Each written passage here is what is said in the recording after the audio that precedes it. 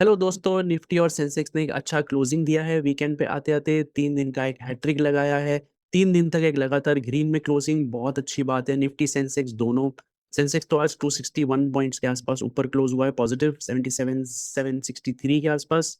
वो करीब 0.43% हो जाता है। निफ्टी 95 पॉइंट्स ऊपर 24,270 पे क्लोज हुआ, 24,200 के ऊपर क्लोज हुआ है, बहुत अच्छी बात है। करीब 0.39% के साथ बुल्स ने काफ़ी डोमिनेट किया फर्स्ट हाफ में। उसके बाद 12 साढ़े 12 के बजे के बाद काफ़ी सेलिंग आई, काफ़ी प्रॉफिट बुकिंग भी आई है, उसके बारे में बात करते हैं आगे। इंडिया विक्स एक बहुत अच्छी गुड न्यूज़ लेके आया है, 12 के नीचे आ गया है 11.8 के आसपास। ये लेवल अच्छा इसलिए है क्योंकि यूएस ईरान वॉर के पहले का लेवल है ये। इसका मतलब फ़ियर थोड़ा कम हो रहा है, पॉजिटिव सेंटिमेंट बढ़ रहा है, जो अच्छी बात है। लेट्स सी आगे कैसे होता है। ओवरऑल पिक्चर इतना सिंपल नहीं था, जैसे मैंने बताया फर्स्ट हाफ काफ़ी पॉजिटिव था, इनफैक्ट ओपनिंग अच्छा था निफ्टी का 200 पॉइंट ऊपर, 150-200 पॉइंट ऊपर था। बट मेन जो ड्रामा है वो सेकंड हाफ में शुरू हुआ। तो सुबह की जो स्ट्रॉन्ग ओपनिंग हुई वो अच्छे ग्लोबल क्यूज़ पे हुई, यानी ग्लोबल मार्केट्स काफ़ी अच्छा इंडिकेशन दे रहे थे। निफ्टी ने 24,378 यानी 24,378 का अच्छा हाई किया। लेकिन थोड़ा रेजिस्टेंस था ऊपर की तरफ, 12 साढ़े 12 के आसपास प्रॉफिट बुकिंग आनी शुरू हुई, थोड़ी सेलिंग आनी शुरू हुई। इसके पीछे काफ़ी कारण हैं, एक मेजर कारण ये वीकेंड भी हो सकता है क्योंकि आज यूएस मार्केट्स भी बंद है। कल 4th ऑफ जुलाई है, यूएस का इंडिपेंडेंस डे है। तो यूएस ने आज फ्राइडे को 3rd ऑफ जुलाई को छुट्टी ली है और ओवरऑल 24,378 से करीब 100 पॉइंट नीचे क्लोज़ हुआ है, दैट इज़ ओके 100-110 पॉइंट के आसपास नीचे क्लोज़ हुआ है डे हाई से। तो आज का जो ओपनिंग था, आज का जो मेन रैली था, वो मार्केट इतना स्ट्रॉन्ग क्यों था? क्योंकि इसका कनेक्शन जुड़ा हुआ है कल के यूएस डेटा के ऊपर। कल यूएस डेटा में उनका एम्प्लॉयमेंट डेटा आया, जॉब्स डेटा आया, वो थोड़ा कमज़ोर आया एक्सपेक्टेशन से। यूएस के जॉब्स डेटा हमारे लिए गुड न्यूज़ क्यों होंगे? ये इंडियन मार्केट से, हमारे मार्केट से कैसे जुड़ा हुआ है? अच्छी बात क्यों है? थोड़ा कन्फ्यूज़िंग सा लगता है, मैं ईज़िली समझा देता हूँ। इसमें मैक्रो इकोनॉमिक्स काम करता है। कभी-कभी बैड न्यूज़ जो है वो गुड न्यूज़ की तरह भी लिया जा सकता है।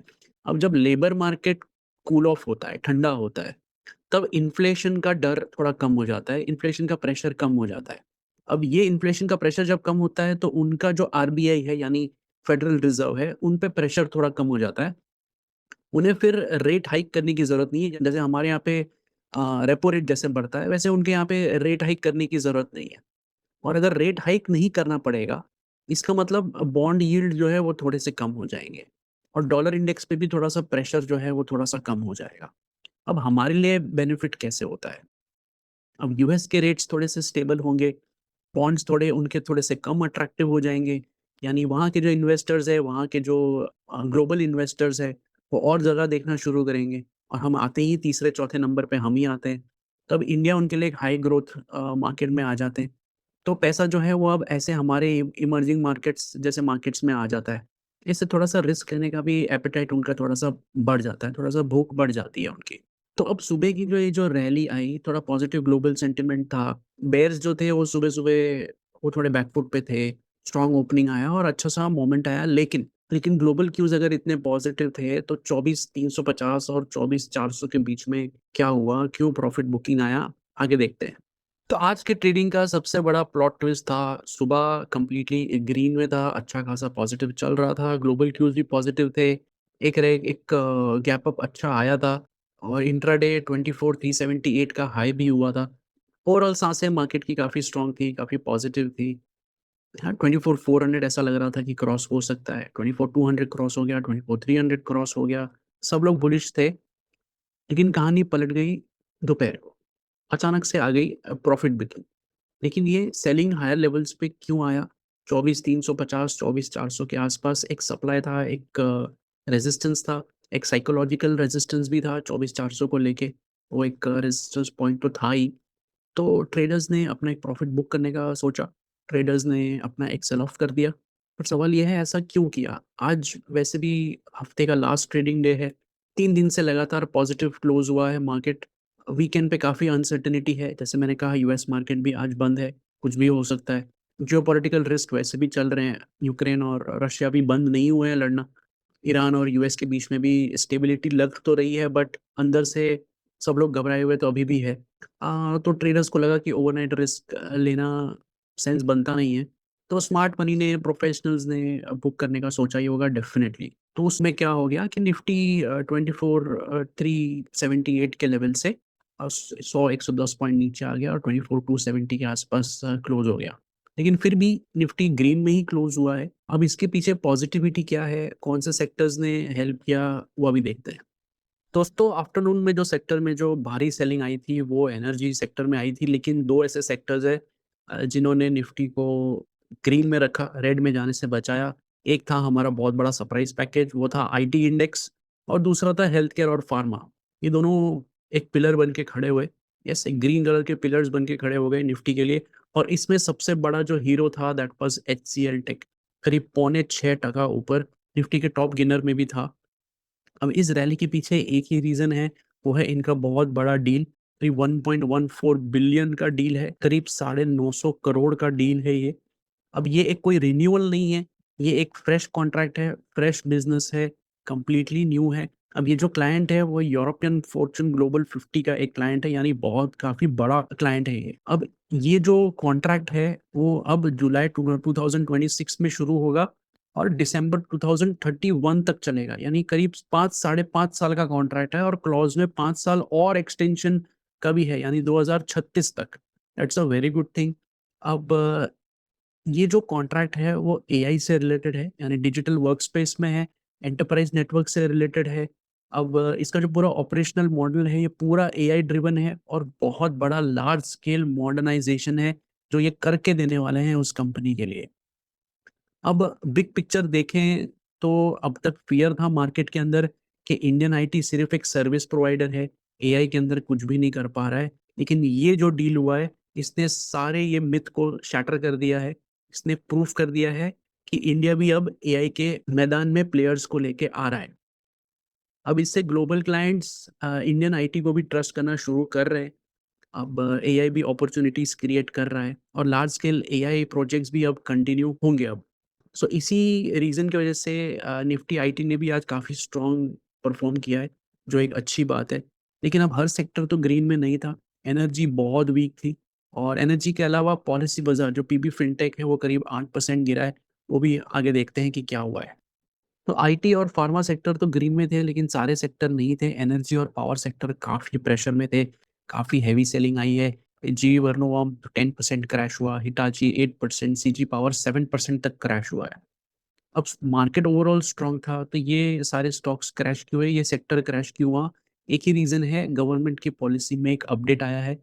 4 कंपनीज़ हैं जो चाइना से लिंक्ड है, उनको अलाउ कर दिया गया है कि पावर से रिलेटेड टेंडर्स में अब वो पार्टिसिपेट कर सकते हैं और उस पार्टिसिपेशन के लिए 2 साल का रिलैक्सेशन भी दे दिया है। अब 2020 में जब बॉर्डर पे टेंशन्स चल रहे थे चाइना के साथ, तब हमारी गवर्नमेंट ने चाइनीज़ कंपनीज़ पे काफ़ी रिस्ट्रिक्शन लगा दिए थे। और तब तक हमारी इंडियन कंपनीज़ थे, उन्होंने काफ़ी इस चीज़ का फ़ायदा उठाया, तब तक कोई मतलब कोई ग्लोबल कॉम्पिटिशन नहीं था हमारी चाइना की तरफ से। अब क्या हुआ है, अब वो कंपनीज़ पार्टिसिपेट कर सकती है, मतलब चाइना मार्केट में आएगा, हमारे मार्केट में, तो आपको पता ही है कि कॉम्पिटिशन कितना सीवियर हो जाएगा, प्राइसिंग पे प्रेशर आएगा, मार्जिन्स घटने के चांसेज़ है और जो इन्वेस्टर्स हैं ऑब्वियसली वो पैसा निकालेंगे अब ये कंपनीज़ में से। तो यही थी स्टोरी कि एनर्जी सेक्टर में क्यों आज इतना बिकवाली आई है। अब इससे हट के एक स्टॉक है, जो सबकी नज़र में था, दैट इज़ पॉलिसी बाज़ार, दैट इज़ पीबी फिनटेक। ये करीब 8% आज गिरा है और 1585 के आसपास, 1586 के आसपास क्लोज़ हुआ था। ओवरऑल काफ़ी प्रॉफ़िटेबल कंपनी है, करीब प्रॉफ़िट्स इसके 54% तक बढ़े थे। तो स्टॉक गिरा क्यों है? क्योंकि एक ब्लॉक डील हुई है, सिंपल रीज़न है। तेमासेक करके होल्डिंग्स करके कंपनी है जिसने अपना 2.37% तक का स्टेक बेच दिया है। करीब 1700 करोड़ का स्टेक है ये और 1 करोड़ शेयर्स के आसपास है और उन्होंने 5% डिस्काउंट पे बेच दिया है। अब अगर वो 5% डिस्काउंट पे बेच रहे हैं मतलब 5% तो वहीं गिर गया स्टॉक, राइट? तो इतना बड़ा सप्लाई जब मार्केट में आएगा, तो एक टेक्निकल प्रेशर तो आएगा ही स्टॉक के प्राइस के ऊपर। अब ओवरऑल ये एक ओनरशिप चेंज है। अब इसका कंपनी के फंडामेंटल्स के साथ अभी तक तो कोई रीज़न सामने आया नहीं है। बिज़नेस तो एज़ इट इज़ फाइन लग ही रहा है। कोई ऑपरेशनल इश्यू सामने नहीं आया है। सिंपल ओनरशिप चेंज है ये, दैट्स इट।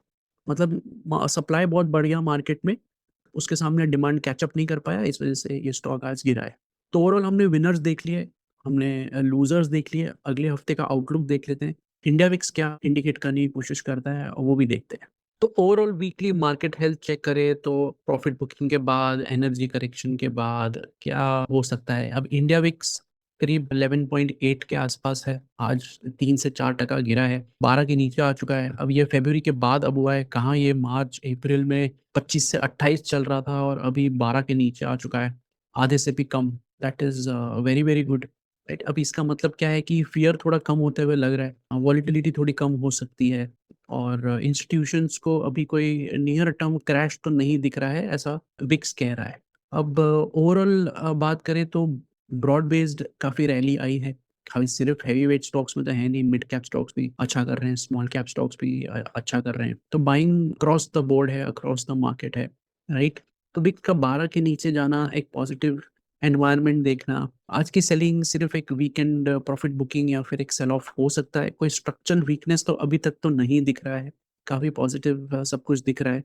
3 दिन का एक विनिंग स्ट्रीक था। आज का वीकली क्लोज़ भी काफ़ी स्ट्रॉन्ग था। यूएस का जॉब्स डेटा उनके लिए वीक है, हमारे लिए थोड़ा पॉजिटिव काम कर गया।